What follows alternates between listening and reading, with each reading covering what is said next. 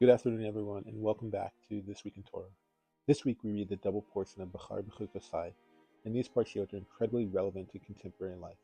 They discuss freedom, anxiety, faith, consequences, and the relationship between material success and moral responsibility. Today I want to focus on one major question. What does the Torah actually believe true freedom is? Because Western culture usually defines freedom as, I can do whatever I want, nobody can tell me what to do, I live only for myself. But the Torah presents a very different idea. The Torah teaches that freedom without responsibility eventually becomes emptiness, and responsibility without purpose becomes crushing. True freedom comes from living a life connected to something greater than ourselves. Today we'll explore this through the mitzvah Shemittah, the laws of Yovel, the Tochachah, the rebuke section, and insights from Rashi, Rambam, the Chasam Sofer, and Rav Soloveitchik. At the end, I want to leave everyone with one practical takeaway that can genuinely improve our lives this week, whether Jewish or non-Jewish, religious or simply spiritually curious. Parshas Behar opens with the mitzvah Shemittah, the sabbatical year.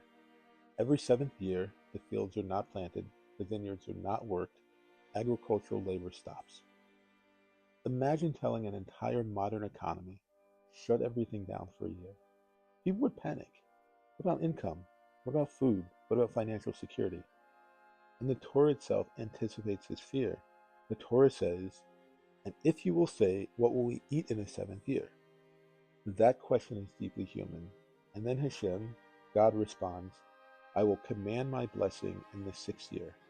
Meaning, human beings are not sustained only by their labor, there's something larger than ourselves sustaining the world.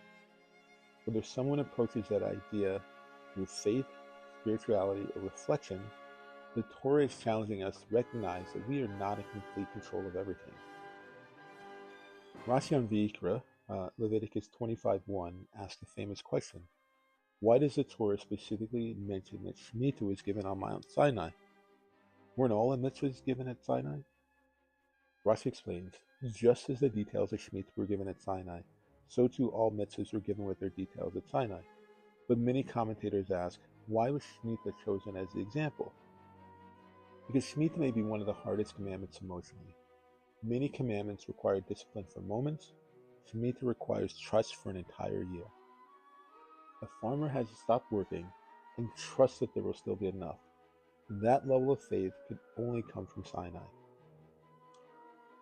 The theme that appears throughout the writings of Rav Soloveitchik, especially in The Lonely Man of Faith and Halachic Man, is that modern man often believes he can control every aspect of life. We believe money controls security, technology controls life, planning controls the future. But life constantly reminds us that we are not fully in control. Shemittah teaches humility. For 1 year, the Jewish farmer publicly declares, the world does not belong to me. The Torah says, Kili ha'aretz, for the land is mine. The earth belongs to God. And honestly, that message is desperately needed in our generation. People are exhausted trying to control everything, careers, finances, images, and outcomes. Modern culture teaches us that resting means falling behind. The Torah teaches that endless striving without meaning or spiritual direction can itself become a form of slavery. Shemittah teaches human beings are responsible for effort, but not everything is in our hands. That idea alone can change a person's life. The Torah says in Vayikra, Leviticus 25:55, Kili b'nei Yisrael avadim, for the children of Israel are servants to me. The Rambam, Maimonides, discusses this idea in Mishnah Torah Hilchos Avadim, the laws of servants. The Rambam explains that ultimately a person's identity should not become enslaved to materialism or ego. And this is where the Parsha becomes deeply relevant. Many people today are technically free, but emotionally trapped.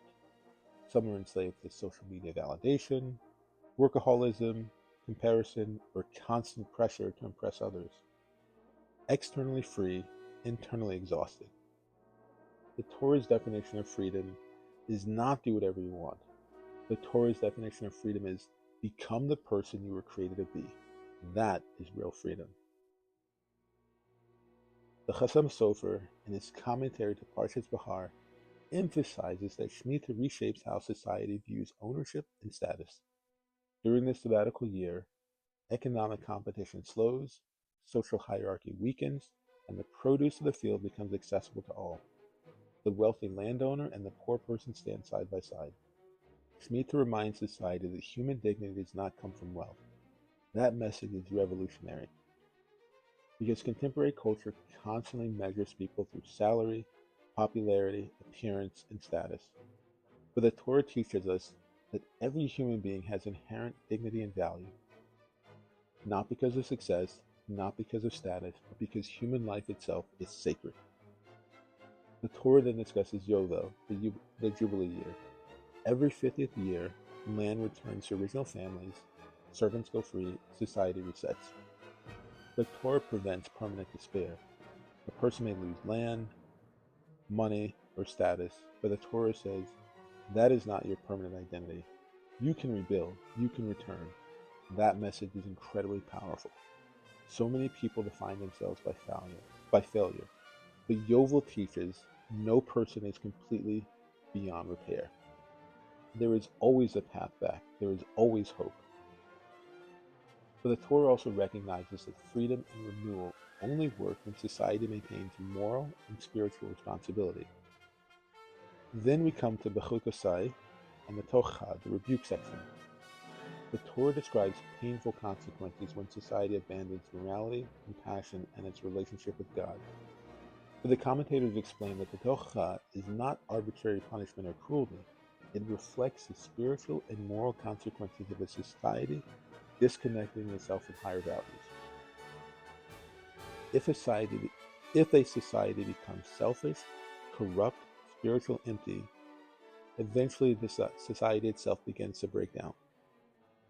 Rav Soloveitchik often emphasized that religion is not just ritual, it is a relationship, and relationships require responsiveness. The Torah is teaching that our relationship with God, with morality, and with each other matters deeply. Even in the harshest section, the Torah says, "And yet, even then, I will not reject them." The covenant between God and the Jewish people is eternal.